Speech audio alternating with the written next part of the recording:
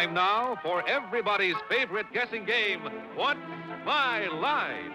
Brought to you by Remington Rand, makers of the world's #1 electric shaver, the Remington. Now, let's all play What's My Line?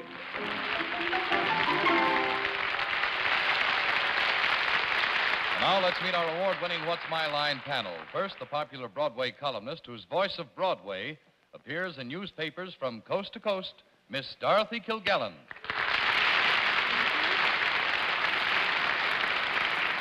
Thank you, and on my left is a gentleman who has just tipped me off to the identity of the first contestant on tonight's program.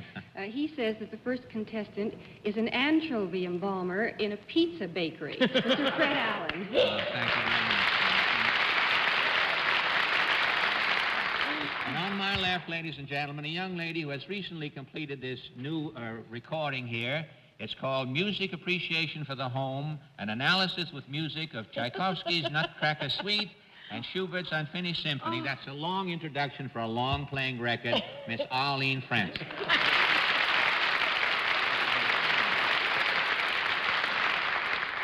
Biggest commercial I ever heard, Fred. Thank you. I mean, my own show at that. And on my left, a gentleman whom we have missed very much indeed, who tells me that tonight he's quite nervous about coming back to What's My Line after a wonderful vacation in Hawaii. Welcome back, Bennett, Cerf. Thank you, Sure missed the show while I was away. I missed the checks, too. On my left is our panel moderator, a man the mere mention of whose name makes every hula girl in Honolulu simply quiver from head to toe with delight, Mr. John Daly.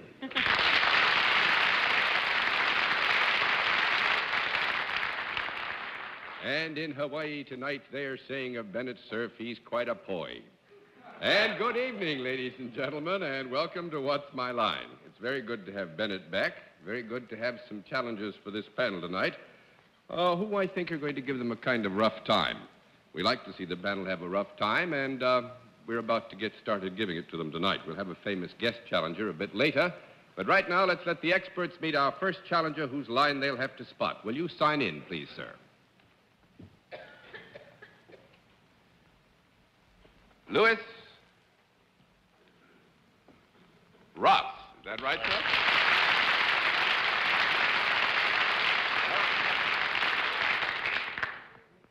How are you? Very well, thank you. You're looking fine. Thank you. And where are you from? I'm from Cincinnati, Ohio. Cincinnati, Right. Ohio. Well, it's very nice to have you here. Ohio is a fine state, has given us a lot of presidents. Yes, sir. And I hope you give the panel a lot of trouble. I hope But so, they want to too. get a better look at you. So will you take a hike down there, please? Ross? Very glad to meet you. Hello, Mr. Hello, Ross. how are you? Mr. Ross, how are you? Oh, very fine, Mr. Allen. How do you think John looks tonight?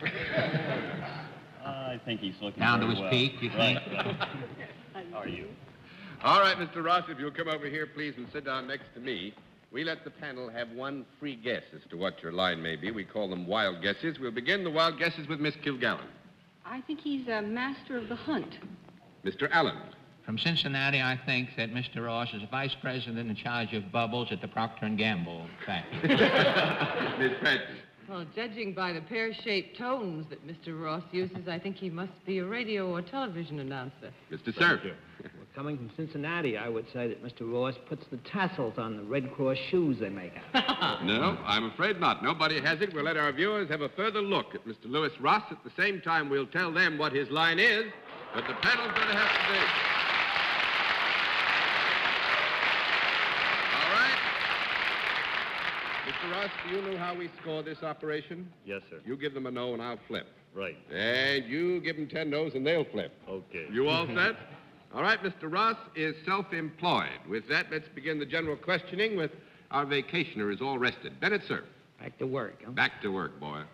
Mr. Ross, do you perform a service of some kind? Yes. You do? Yes. Is it a service that is performed in front of people? Yes. Do the people see you perform the service, watch you? Yes. Do they come to watch you? Yes. Do they come in groups? Yes.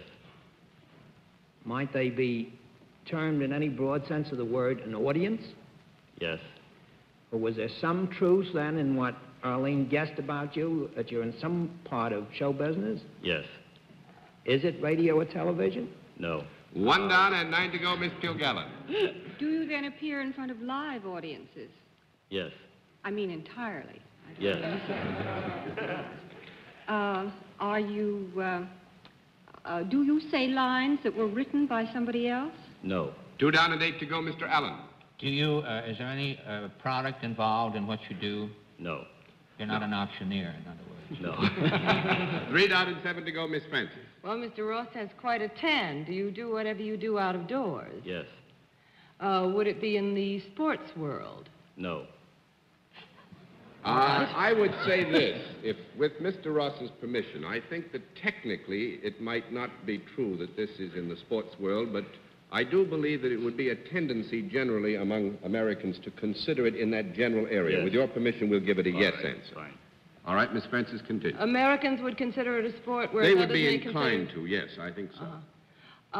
Is it a sport, are there other people performing the same sport at the same time you are performing? No. Well, he's a lone wolf. Wait a minute, we got to have a small conference. What kind of a sport is that? It's not very...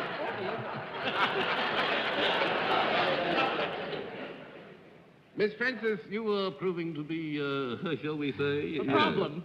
Actually, there are others involved, shall we say, at the same time that our guest is. To that degree, we'll give you a qualified yes to your previous question of record. Oh, but he could do what he does by himself. What we would suggest is that what he does tends to be unique, but that not always or perhaps very rarely would he be by himself in the performance of this particular I unique tell you what, thank you. Mr. Ross, do you use any equipment of any kind in this performance? Yes. Is the equipment something you might hold in your hand? Yes. Is it a club of any kind? No. 4 down and 6 to go, Mr. Cerf. Mr. Ross, does the work that you do, or the whatever it is that you do, require some dexterity? Yes.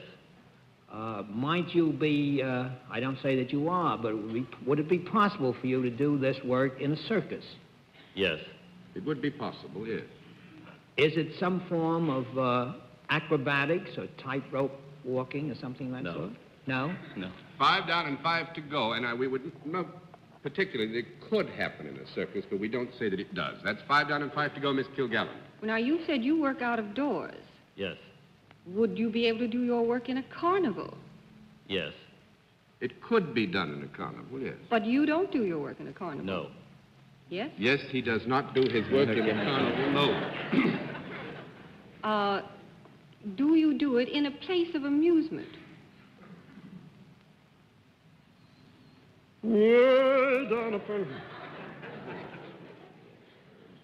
Yes. Broadly speaking, yes. Is this something that could be done in a city and in the country, too? Yes. Do people pay to watch you? Yes. Do they pay somebody else to watch you? Then you're self-employed. Yes. But someone else takes the money. Yes. And he gets a little cut. 10%. Do you ever talk when you do what you're doing? No. 6 down and 4 to go, Mr. Allen. I'm going to give you 1 more minute, Sam. You're not with the circus? No. No, he's not with the circus. Yes, Has no. he been out of work for so long that he doesn't remember what he does?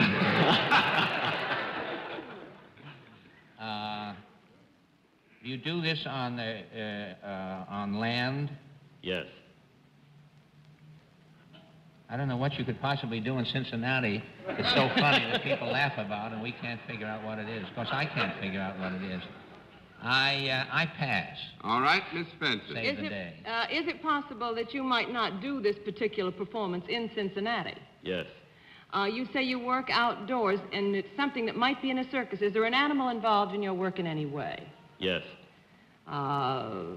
Ferocious animal? Yes. Do you work in an arena of any kind? Yes. What's ferocious in a circus? Lions? Lions and tigers? They throw you to the lions? Is it an animal the size of a lion or a tiger? I'm not warned. Sometimes. Could it do you harm unless you... do you work with a sword? Yes. Are you a matador or a picador or a troubadour?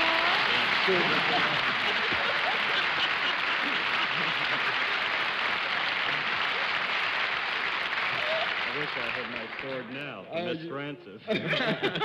I love it. Are you a matador, picador, or troubadour? Well, his voice is so beautiful. He sings songs while he mats, you know? Well, that's very good, Miss Arlene. Golly day, that ferocious animal gives it all away, I'm afraid. But he doesn't work. You don't work in Cincinnati. Where do you perform, in Mexico? In Mexico and in Spain. Do you? And it's actually, the spelling of his first name is L-U-I-S, but we thought that would give you too much, so we anglicized the spelling to Louis, you see? Well, I must say, Mr. Ross, this has been a real tough one and a very interesting one. Thanks for being our guest. Nice to have you.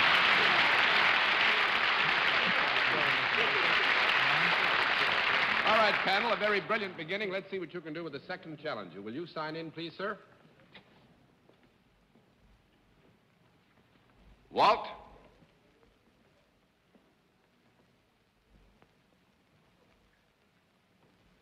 Oh, is that so? Well, now, Walt Hollingsworth, right? And where are you from, Mr. Hollingsworth? Nevada. From Nevada. Oh, that's very interesting country. All sorts of things happen out there. Silver mines and things like that. Everything, yes. Well, I understand it's also a place where you don't mind walking a bit. Lots of distances, right? So would you distance that over there for me? Let him get a closer look at you. Hello, Mr. Hollingsworth. How are you? All right, Mr. Hollingsworth, if you'll come over here, please, and sit down next to me, the panel will get its customary free guess, its wild guess as to what your line may be. We'll begin the wild guesses with Miss Kilgallen. I think he's a croupier at a roulette table. A croupier at a roulette table, Mr. Allen. From Nevada, I think that he sharpens the needles on cactus plants out there. Miss Francis. I think he has a ranch for vacationers. Mr. Cerf. I think he fixes those one-armed bandits so that every one man in a million gets the jackpot. That's right, Mr. Cerf. Congratulations. He fixes slot machines is absolutely right.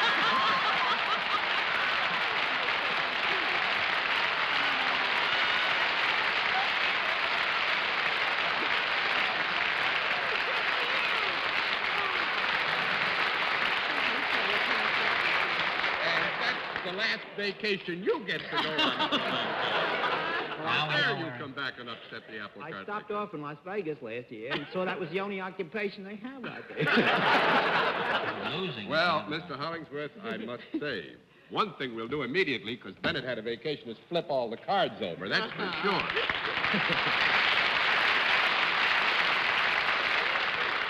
I think that John Foster Dulles stays longer in one place than Mr. Hollingsworth. What hotel do you work in, Mr. Hollingsworth? I work the Colony Club in Reno. Oh, in Reno. Oh, Reno. Yeah, Mr. Hollingsworth is from Reno, where I understand they have what you describe in the colloquial term as the one-armed bandits. And you can also lose your wife there, too.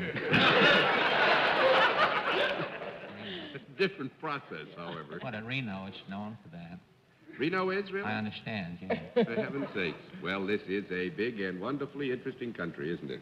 Mr. Hollingsworth, I'm sorry that we couldn't have you visit us longer, but you see, Bennett's been to Hawaii, and you know what happens when you go to Hawaii. Yeah. You come back and mess everything up. Chef, Thanks very much. Must have had you with us, even though briefly.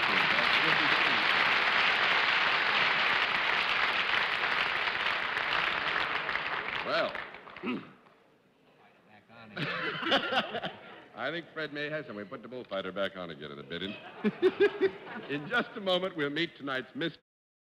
To the special feature of our program, the appearance of our mystery celebrity, for which my friends in the panel are blindfolded, and the blindfolds are all in place. Panel, please. Mm-hmm. Yes, Mr. Daly. That is good. Will you come in, mystery challenger, and sign in, please?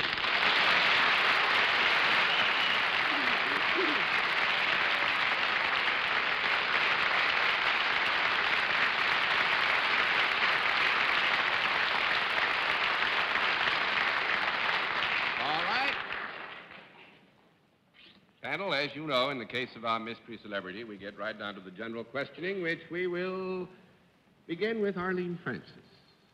Are you part of the entertainment world? Yeah. Are you an actress? Huh? Dubious.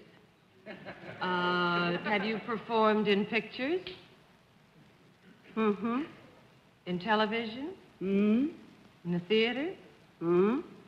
Well, say. Nevada? Would you consider yourself a character actress? No. One down and 9 to go, Mr. Cerf. When you perform all these various services, would you call yourself a star? Mm-hmm. Most certainly. Are you the kind of star that would attract whistles from a rowdy audience? Uh-huh. And where do you... and stop calling us rowdy, see? In other words, you're a very shapely and lovely lady. Is that correct? John? Yes.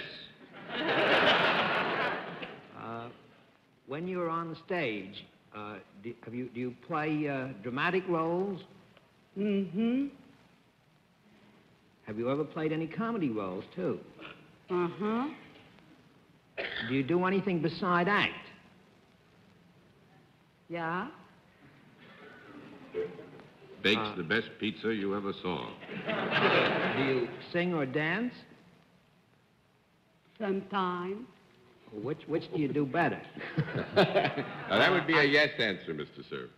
Are you better known for singing than for dancing? Yeah. Have you ever played the lead in a Broadway musical show? No. That's 2 down and 8 to go, Miss Kilgallen. But you have been on the stage. You have been on the stage. Yeah. When you say on the stage, does that ever include being in a presentation house?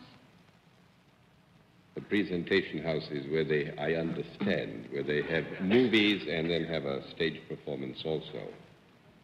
Yeah. Did you appear with a musical organization? Uh-huh. Did you sing? Yeah. In German. And you have been a band singer. I beg what? You have been a band singer. Singer. A singer. band singer? Not a bad singer, a band singer. Maybe. Not yet. Not yet.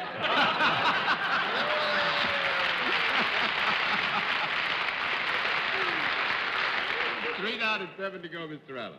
Well, Bennett discovered that you were not a character actress, but you must have some character. I mean, as far as... do you, have you been on television recently? Have you had a series on television recently? No. 4 down and 6 to go, Miss Francis. Congratulations. If you are not a band singer, does that mean that you sing other than popular tunes? Sometime. I would say yes to that, Miss Francis. Well, then, are you a singer of classical music or operatic music? Mm-hmm. Opera? Yeah. You appeared in opera? From your accent, I think you must have done the Gadamaruk at least 3 times. The yes to that, Miss Arlene. Yes. Are you best known in all the mediums that we've mentioned? Are you best known for opera? Yeah. Are you tall and blonde? No. 5 down and 5 to go, Well, Mr. on Cerf. the contrary, are you rather small and dark? Uh-huh. Have you got a husband who is a great leader of an orchestra himself? Uh-huh. Are you part of that famous Latin expression, Oni sua qui mali pons? That's great, Bennett. Really pons?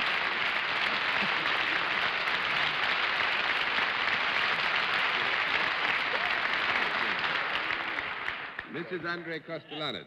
And I must say my memory goes way back to this rather wonderful house of musical talent. Mr. Kostelanetz, music's music I've been listening to for years. It's just great. I've been listening to you for a long time, and you gave them a rough time with that German accent of yours. John, you are gilding the lily. Oh, that's... Standing in for Bennett. Well, Miss Lily, we do thank you for being a most Thank you interesting very much. guest. That's And a great pleasure. Will you say Good hello day. to the panel? It's grand to have you with us.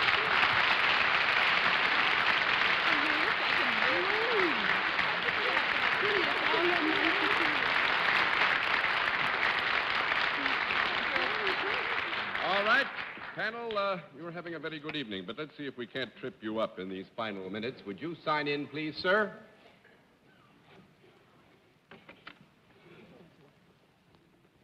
Steve Ellis, is that right? Where are you from? I'm from New York. You're from New York. That's right. Fine. Will you look at the panel? We don't have too much time, so we'll go by very quickly. You go by and come back with me. Here we go. Well, that's Whoa, bad luck come right for back us. here, Mr. Ellis.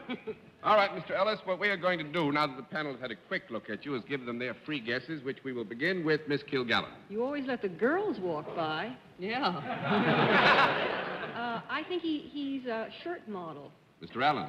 I think he's a bat boy in the belfry. I think he's a runner-up for Mr. America. Mr. Cerf. I think he runs Ellis Island. No, I'm afraid not. We'll let our viewers at home have a further look at Mr. Steve Ellis. At the same time, we will tell them what his line is. Then the panel can go to work. All right. Mr. Ellis, you know how we score this operation, do you? That's correct. Fine. Mr. Ellis is self-employed. Let's begin the general questioning with Dorothy Kilgallen. Mr. Ellis, do you deal in services? Yes. Do your services apply to both men and women? Yes. Do you get around in your work? Oh, yes. You're not confined to an office. No. Do you use your voice in your work? Yes, I do. You talk to people? Yes. Are they better off or happier when you're finished with them? Yes. Mr. Ellis hopes so, certainly. Can you deal with both men and women at the same time? Yes. Is there any product involved in what you do? No. 1 down and 9 to go and about 2 minutes to go. Mr. Allen. I pass. Miss... All right, 1 down and 9 to go, Miss Francis.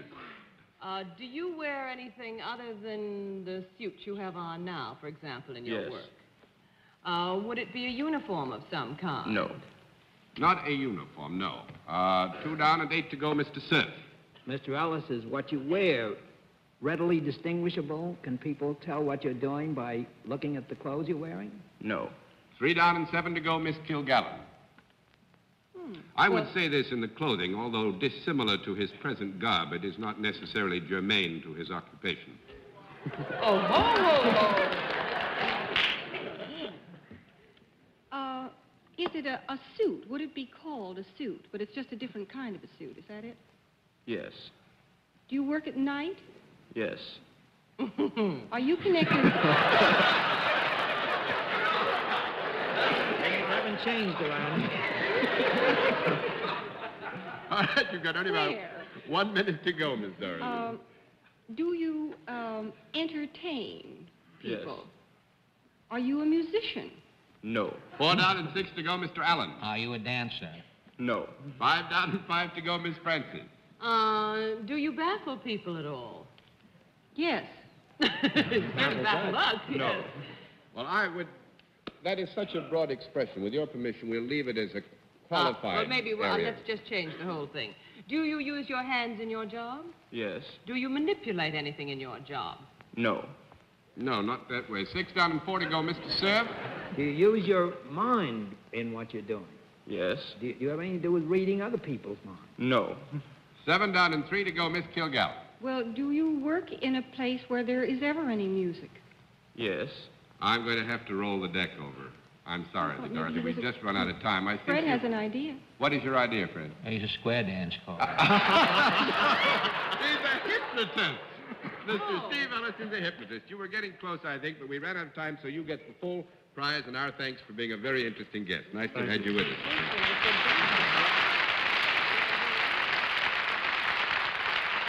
We'll be back in just... And until next week, this is John Daly saying good night, Miss Dorothy. Good night, Master Fred. Good night. Good night, Arlene. I'm going home and play your record right now. I'm hypnotized. Good night, Bennett, sir. Good night, Arlene, all the nice people I met on my trip, and John. Good night, ladies and gentlemen. Thanks for being with us on What's My Line? Transportation from Mr. Hollingsworth was arranged through American Airlines. American Airlines, the country's leading airline, now serving the United States, Mexico, and Canada. This has been a Mark Goodson, Bill Todman production in association with the CBS Television Network.